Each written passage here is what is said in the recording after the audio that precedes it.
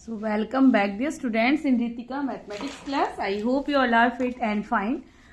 So students, आज का video है एक्सरसाइज 1.3 इंट्रोडक्शन वीडियो और यहाँ पर हम समझेंगे इन्वर्टिबल फंक्शंस क्या होते हैं. ठीक है, लास्ट वीडियो में हमने देखा था कॉम्बिनेशन ऑफ टू फंक्शन, हमने समझा था लास्ट वीडियो में, और अभी हम देखेंगे और ये लास्ट टॉपिक है एक्सरसाइज 1.3 का इन्वर्टिबल फंक्शन. ठीक है, so before it please like share and subscribe कीजिए रितिका मैथमेटिक्स क्लास को स्टूडेंट. ठीक है, तो चलिए क्लास 12 मैथ्स और चैप्टर नंबर 1 का एक्सरसाइज 1.3 और it is exercise 1.3 introduction video student. ठीक है, तो चलिए क्या होता है इन्वर्टिबल फंक्शन, आपको नाम से ही समझ में आ रहा होगा स्टूडेंट. इनवर्स यानी कि किसी भी फंक्शन को अगर हम इनवर्स करते हैं, इनवर्स मीन्स किस फॉर्म में, देखिए इनवर्स ऑफ अ फंक्शन और you can say invertible function. ठीक है, अगर एक function if a function is F such that A tends to be, अगर एक फंक्शन एफ कुछ इस तरीके का है जो ए से बी को डिफाइन कर रहा है, ठीक है, जो ए टू बी डिफाइन हो रहा है स्टूडेंट, तो उसका इनवर्स क्या हो जाएगा, देन इनवर्स को हम रिप्रेजेंट करते हैं एफ इनवर्स से. ठीक है, देखिए फंक्शन जब ए टू बी डिफाइन हो रहा है तो वो है हमारा ये मेन फंक्शन, और अगर इस फंक्शन का हमें इनवर्स निकालना है तो एफ इनवर्स हो जाएगा और फंक्शन कहाँ से डिफाइन हो जाएगा, बी टू ए. ठीक है, तो यही बात हमें इनवर्स समझने वाली है स्टूडेंट. आपको पता है इनवर्स मतलब क्या हो जाता है. ठीक है, इनवर्स किसी भी फंक्शन का इनवर्स समझते हैं हम, तो वही इन्वर्टिबल फंक्शन है बस. और एक दूसरे वे में अगर बोले, जैसे ऑन टू में आप देखते हैं ना, अगर कोई जैसे ये दो सेट हैं तो ऑन टू में आप जैसे इस सेट के यानी कि वाई सेट जो होता है हमारा, उसके एलिमेंट को आप देखते हैं ना स्टूडेंट, ऑन टू में ये सारे एलिमेंट्स यहाँ पर प्री इमेजेस के साथ होने चाहिए. तो ऐसे ही हम इनवर्स में भी किसी भी फंक्शन का अगर इनवर्स की बात करते हैं तो वो क्या हो जाता है हमारा एफ इनवर्स बी टू ए. ठीक है, तो ए टू बी एफ हो जाएगा, अगर एफ इनवर्स कर देते हैं, अगर फंक्शन को इनवर्स कर देते हैं तो वो बी टू ए हो जाएगा स्टूडेंट. ठीक है, तो ये हमारा इनवर्स की डेफिनेशन है. जैसे एक एग्जांपल समझते हैं यहाँ पर, लेट एक एग्जांपल कुछ है स्टूडेंट, सेट ए और बी मैंने लिया है. ठीक है, और मीन्स ए सेट है जिसके अंदर एलिमेंट्स हैं स्टूडेंट ए बी सी. ठीक है, ए बी सी, ए सेट के अंदर के elements capital A B C हैं और बी सेट के अंदर के एलिमेंट हैं स्मॉल ए बी सी. ठीक है, तो ये दो सेट हैं जिसमें कैपिटल ए सेट के एलिमेंट्स ए बी सी और बी सेट के ए बी सी यानी कि स्मॉल अल्फाबेट है. ठीक है, नाउ अब सेट ए और सेट बी के बीच में हम इनवर्स को समझते हैं, तो कुछ इस तरीके से मैपिंग है स्टूडेंट. ए की इमेज कैपिटल ए की इमेज स्मॉल ए, कैपिटल बी की स्मॉल बी, कैपिटल सी की स्मॉल सी. ठीक, तो ये हमारा फंक्शन जब डिफाइन होगा तो वो कहाँ डिफाइन होगा, देखिए फंक्शन हमारा ए टू बी डिफाइन होगा स्टूडेंट. ठीक है, तो इसको हम एफ एक्स से यहाँ पर डिनोट कर रहे हैं. Function A set to B set define हो रहा है, ये ए सेट है और ये बी सेट है. ठीक है, यहाँ पर ये ए भी सेम हो गया, बट ये एलिमेंट है स्टूडेंट, ये ए बिलोंग कर रहा है इस कैपिटल ए के अंदर. मीन्स आप यहाँ पर नेम पी क्यू आर भी आप ले सकते हैं. ठीक है, तो ये मेरा सेट ए है, ये मेरा सेट बी है. तो फंक्शन की अगर मैं बात करूं तो function A to B define हो रहा है स्टूडेंट. अब अगर और इसका इनवर्स अगर देखा जाएगा तो देखिए एफ इनवर्स यानी कि बी टू ए डिफाइन होगा. ठीक है, F inverse B to A define होगा. कहने का मीन्स क्या है कि ये कोई भी मेरे पास, देखिए स्टूडेंट इनवर्स ऑफ फंक्शन या इन्वर्टिबल फंक्शन, तो ये हमारे कोई दो सेट हैं अगर, ठीक है, लेट इस सेट के अंदर 1 2 3 4 एलिमेंट है और इस सेट के अंदर भी, इस सेट के अंदर P Q R S element है. ठीक है, इस तरीके समझने के लिए हम एक एग्जांपल ले लेते हैं. ठीक है, तो एफ इनवर्स एक्स मतलब क्या, एफ एक्स क्या हो जाएगा, एफ एक्स से, और इस तरीके से कुछ मैपिंग हम यहाँ पर बना लेते हैं इसकी इस तरीके से. ठीक, तो ये हमारे पास एक फंक्शन है एफ एक्स. ठीक है, तो इस तरीके से मैपिंग है. अगर मैं इसकी इनवर्स की तो फंक्शन एफ एक्स तो ए टू बी डिफाइन होगा स्टूडेंट, ए टू बी. ठीक है, ए टू बी डिफाइन होगा. अगर सेट, अगर इसके इनवर्स की बात करूं तो इनवर्स कहाँ डिफाइन होगा, एफ इनवर्स एक्स से इसको हम डिनोट करेंगे और ये बी टू ए डिफाइन होगा. ठीक है, एफ इनवर्स एक्स से डिनोट किया जाता है किसी भी फंक्शन के इनवर्स को या इन्वर्टिबल फंक्शन को, और ये बी टू ए डिफाइन होता है स्टूडेंट. ठीक, और दूसरी बात, किसी भी फंक्शन के इनवर्स होने के लिए जो मेन कंडीशन है स्टूडेंट, पहली क्या होती है कि किसी भी फंक्शन के इनवर्स होने के लिए वो फंक्शन 1 1 और ऑन टू होना चाहिए. तो function should be 1 1 and onto, पहली चीज. कोई भी फंक्शन इन्वर्टिबल तभी होगा जब वो 1 1 होगा स्टूडेंट और ऑन टू होगा, ठीक है।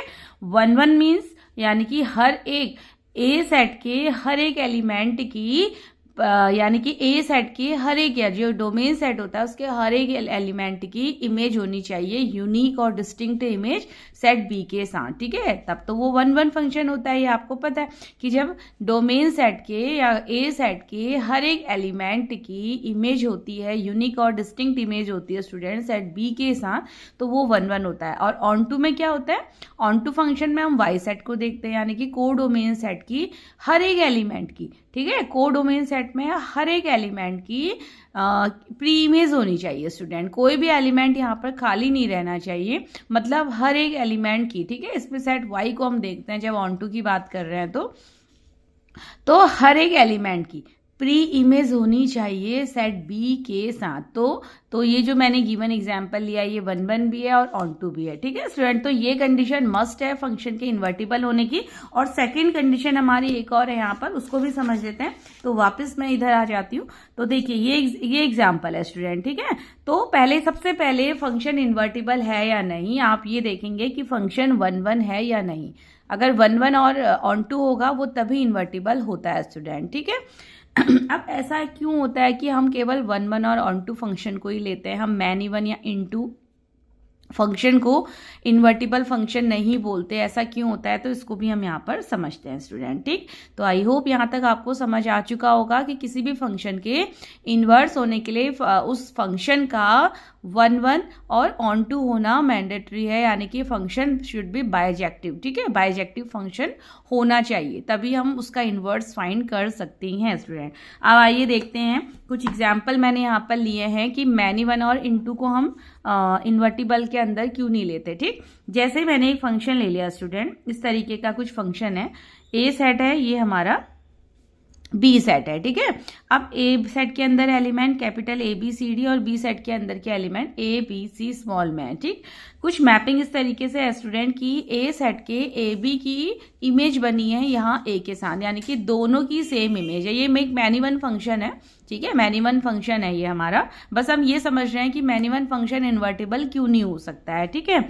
जैसे हमने बात करी कि 1 1 और ऑन टू ही फंक्शन इन्वर्टिबल हो सकते हैं, तो आपको ये भी पता होना चाहिए कि मैनी वन और इनटू फंक्शन हमारा इन्वर्टिबल क्यों नहीं हो सकता, ठीक। तो ये मैनी वन का एक एग्जांपल मैंने लिया है कि ए और बी दो एलिमेंट है और दोनों की इमेज ए सेट है स्टूडेंट, ठीक है। ए इमेज है दोनों की और बी सी की इमेज यहाँ पर बी है और डी की इमेज यहाँ पर सी है स्टूडेंट, ठीक।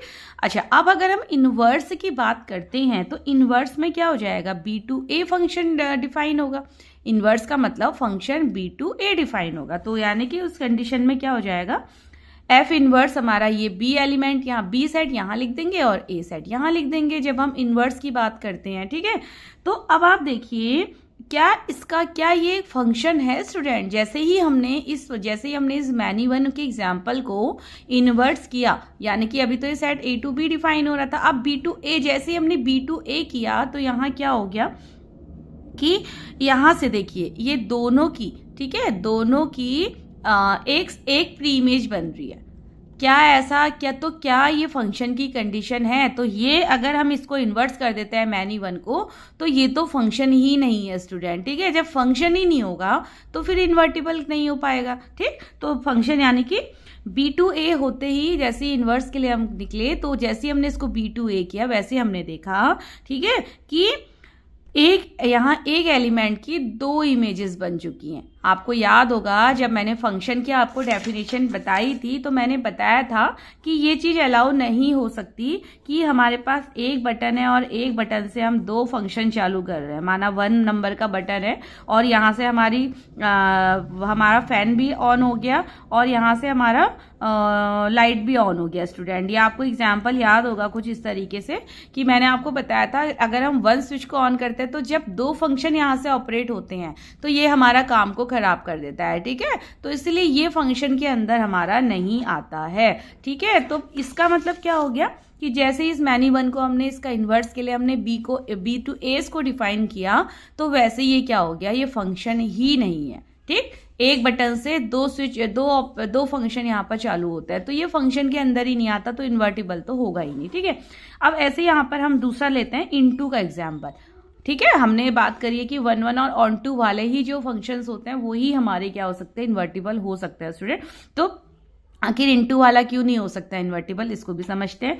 तो देखिए, ए सेट है, ये बी सेट है। ठीक है, ए सेट में A B C element, B set में A B C D element है, तीनों एलिमेंट की। अब इनटू चेक करने के लिए हमें वाई सेट को चेक करना होगा स्टूडेंट। ठीक है, ऑन टू जो सेट ऑन टू नहीं होते हैं वही इनटू होते हैं, यानी कि तो इसके लिए हमें वाई सेट चेक करना होगा। तो वाई सेट में हमने देखा कि A B C D 4 elements हैं, जिनमें डी एलिमेंट ऐसा है जिसकी कोई भी प्री इमेज ए के साथ नहीं है। ठीक है, डी एलिमेंट ऐसा है जिसकी कोई भी प्री इमेज ए के साथ नहीं है स्टूडेंट। ठीक है, तो ये तो हमारा देखिए, तो ये है तो इनटू फंक्शन। अब इनटू इन्वर्टिबल क्यों नहीं होता, उसको मैंने यहाँ पर लिखा है। इन्वर्स करने का मतलब देखिए, जब ए टू बी डिफाइन हो रहा है तब ये एफ एक्स है। ठीक है, जैसे ही हमने इसको इन्वर्स किया, यानी कि ये मैंने एफ इन्वर्स एक्स ले लिया है सेम एग्जाम्पल पे, तो ये क्या हो गया, बी टू ए डिफाइन हो गया। और बी टू ए डिफाइन होते ही आपने देखा कि डी एलिमेंट यहाँ पर क्या हो गया, ऑक्यूपाई नहीं है, यानी कि डी एलिमेंट यहाँ पर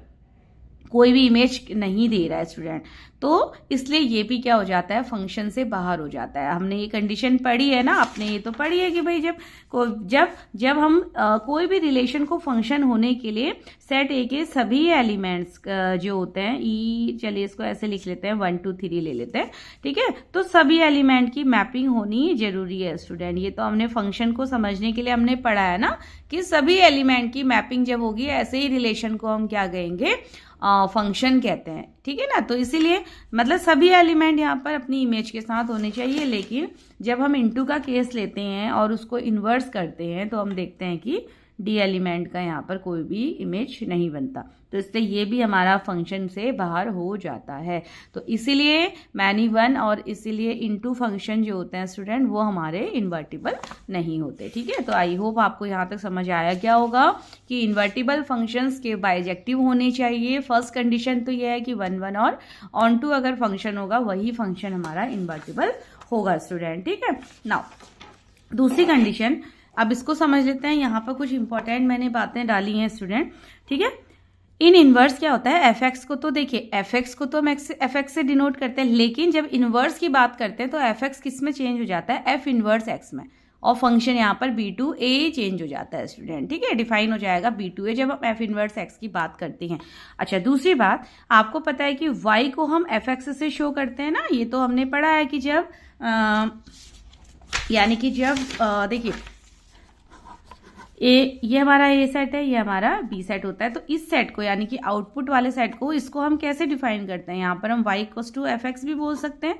इमेजेस जहाँ पर बनती है उनको y equals to F x बोलते हैं। तो जैसे हम y equals to F x बोलते हैं स्टूडेंट, वैसे ही एफ इनवर्स एक्स यानी कि, ठीक है, y को अगर हम एफ एक्स बोल सकते हैं तो एफ इनवर्स एक्स को हम क्या बोलते हैं, जी वाई भी बोलते हैं स्टूडेंट। ठीक है, यानी कि इस तरीके से आप समझ लीजिए। और एफ इनवर्स एक्स को हम क्या बोल सकते हैं, जी वाई यहाँ पर बोलते हैं। ठीक है, तो इनवर्स को या तो आप एफ इनवर्स एक्स से रिप्रेजेंट कर सकते हैं या फिर आप जी वाई से। जी वाई क्यों लिखते हैं, क्योंकि जो एफ इनवर्स एक्स में जो इनपुट वैल्यूज आ रही है स्टूडेंट, वो वाई सेट से आती हैं। ठीक है ना, वो y के सेट से आती है, इसलिए इसको हम जी वाई करके भी डिफाइन करते हैं या डिनोट करते हैं। ठीक है, क्योंकि यहाँ पर इन्वर्स के देखिए, एफ एक्स के केस में तो इनपुट वैल्यूज एक्स से आती हैं, लेकिन इन्वर्स के केस में इनपुट वैल्यू y सेट से आती हैं, तो इसलिए हम जी वाई से डिनोट करते हैं। ठीक है, तो कहने का मीन्स, और या फिर आप इसको एफ डैश एक्स भी बोल सकते हैं। तो ये एक ही बात हो गई, आप एफ डैश एक्स बोलिए इन्वर्स को, या जी वाई बोलिए, या एफ इनवर्स एक्स भी आप यहाँ पर बोल सकती हैं स्टूडेंट। ठीक है, तो दूसरी कंडीशन क्या होनी चाहिए, इन्वर्ट होने के लिए पहला तो 1 1 और ऑन टू होना चाहिए, और सेकंड जो चीज है स्टूडेंट, वो यहाँ पर गॉफ हमारा होना चाहिए आई एक्स के इक्वल। ठीक है, आई एक्स या आप कह सकते हैं एक्स के इक्वल। अब ये आई एक्स क्या है ये मैं आपको बताऊंगी, यानी कि जब आप इन्वर्टिबल के लिए जब आप गॉफ फाइंड करते हैं तो आपको वैल्यू x मिलनी चाहिए, ठीक है। वैल्यू आपको या तो ix आप कह सकते हैं, आइडेंटिटी ऑफ x, या फिर इसको आप x से भी डिनोट करते हैं। और फॉग अगर आप फाइंड करते हैं ना इन्वर्ट होने के लिए, तो ये दूसरी कंडीशन है स्टूडेंट। किसी भी फंक्शन को इन्वर्ट्स प्रूफ करने के लिए आप गॉफ इक्वल्स टू x और फॉग इक्वल्स टू y भी प्रूफ कर सकती हैं, ठीक है। तो यहाँ पर दूसरा क्या होना चाहिए, फॉग इक्वल टू क्या होना चाहिए, आइडेंटिटी ऑफ y, या y भी आप इसको कह सकते हैं, ठीक है। तो अब फाइनली हम अपनी डेफिनेशन, मैथमेटिकली डेफिनेशन में आ जाते हैं कि डेफिनेशन क्या हो जाती है, a function f such that x to y, function define हो रहा है x to y is defined to be invertible if there exist a function g, जो कहाँ टेंस कर रहा है स्टूडेंट, देखिए इन्वर्स की बात कर रहे हैं ना, तो g इसका इन्वर्स अगर शो हो रहा है तो ये कैसे डिफाइन हो जाएगा, y टू x डिफाइन हो जाएगा, ये इस तरीके से, ठीक है। तो g such that y to x, तो सच डेट यहाँ पर g गॉफ इक्वल्स टू क्या मिलना चाहिए हमें, ix या आइडेंटिटी ऑफ x, और इसको हम x भी कह सकते हैं। जब आप गॉफ को फाइंड करेंगे तो x आना चाहिए, और फॉग को फाइंड करेंगे तो आई वाई या y भी आप इसको बोल सकते हैं, ठीक है। तो बस इसी तरीके से हमारा ये इन्वर्टिबल फंक्शन हो जाता है। तो इन function g is called the inverse, if function g is called the inverse of it, तो डिनोट करते हैं f इन्वर्स स्टूडेंट, और इसको हम gy equals to f inverse करके भी शो करते हैं, ठीक है। ये मैंने आपको यहाँ पर ऊपर पहले यहाँ पर बता दिया है स्टूडेंट, ठीक है।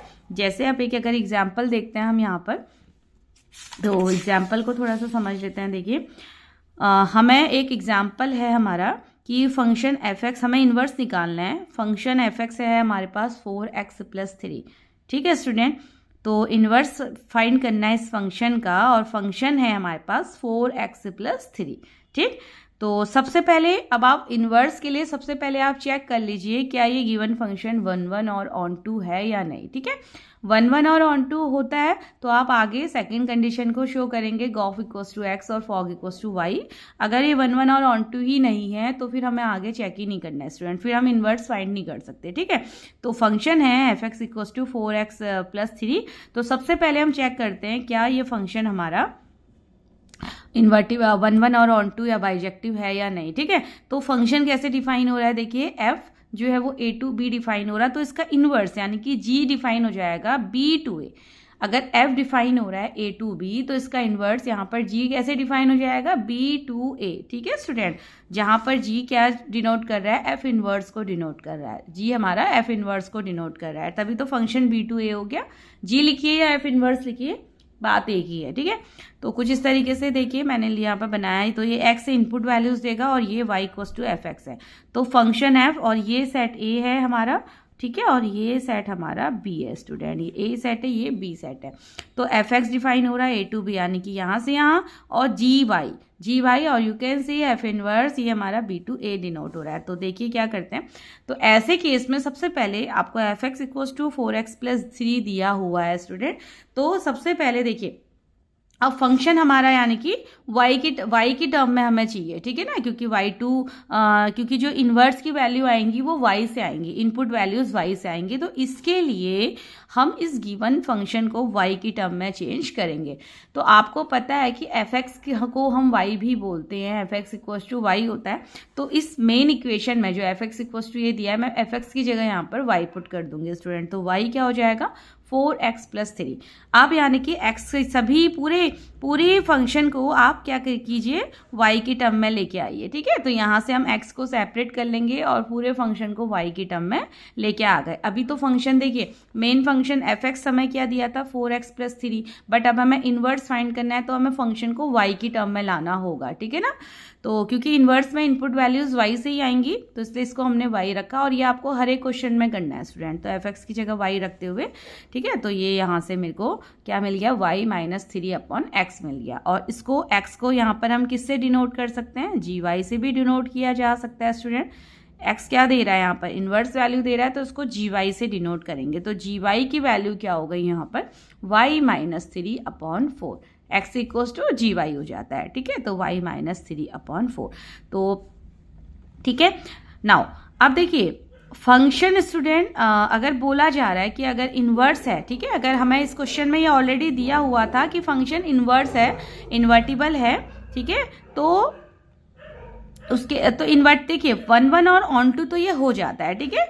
अच्छा, तो अब ये 1 1 और ऑन टू हो जाता है। नाउ सेकंड अब हम निकाल लें। अगर आप देखिए 1 1 ऑन टू के अलावा अगर आप ये भी प्रूफ कर देते हैं गॉफ इक्वल्स टू एक्स और फॉग इक्वल्स टू वाई है तो भी हमारा इन्वर्टिबल होता है। ठीक है, तो अब सबसे पहले हम गॉफ निकालते हैं। तो गॉफ क्या हो जाएगा हमारा? गॉफ होगा यहाँ पर हमारा एफ एक्स, क्योंकि गॉफ हमें एक्स लाना है स्टूडेंट। ठीक है, तो आपको पता है गॉफ का मतलब जी के अंदर एफ एक्स की वैल्यू पुट करना, यही तो गॉफ है। तो जी एफ एक्स हमने इसको लिखा। नाउ जी और एफ एक्स क्या है? एफ एक्स गिवन है स्टूडेंट। ठीक है, यानी कि आप गॉफ फॉग निकाल लीजिए सीधा सा। तो नाउ एफ एक्स की वैल्यू क्या है? 4x प्लस 3 है, तो मैं यहाँ पर जी में 4x प्लस 3 यहाँ पर रख दिया हमने। ठीक है, एफ एक्स की जगह 4x प्लस 3 रखा। तो अब देखिए ये क्या बन गया? ये 4x प्लस 3 और ये इसकी वैल्यू कौन देगा हमें? जी वाई देगा। जी वाई क्या है स्टूडेंट हमारे पास? जी वाई क्या है हमारे पास? यानी कि जी वाई है y माइनस 3/4। ठीक है ना, कहने का मीन्स क्या है? ये एक तरीके के इसे आप इसको जी वाई डिनोट कर सकते हैं। यहाँ पर y का काम कौन कर रहा? y का काम कर रहा है स्टूडेंट 4x प्लस 3। ठीक, y का काम कर रहा है 4x प्लस 3 और जी वाई फंक्शन हमारा ये निकल के आया हुआ है। यानी कि अगर मैं यहाँ पर, ठीक है, तो जी वाई हमारे पास आ रहा है, जैसे देखिए जी वाई हमारे पास क्या आया? y minus 3/4। ठीक, अगर मैं यहाँ से g1 निकालना चाहूँ स्टूडेंट तो इसके लिए मुझे y की जगह 1 माइनस 3/4 करना पड़ेगा। अगर मुझे g2 निकालना है तो 2 माइनस 3/4 करना पड़ेगा। अगर मुझे यहाँ से g4x प्लस 3 निकालना है तो क्या हो जाएगा?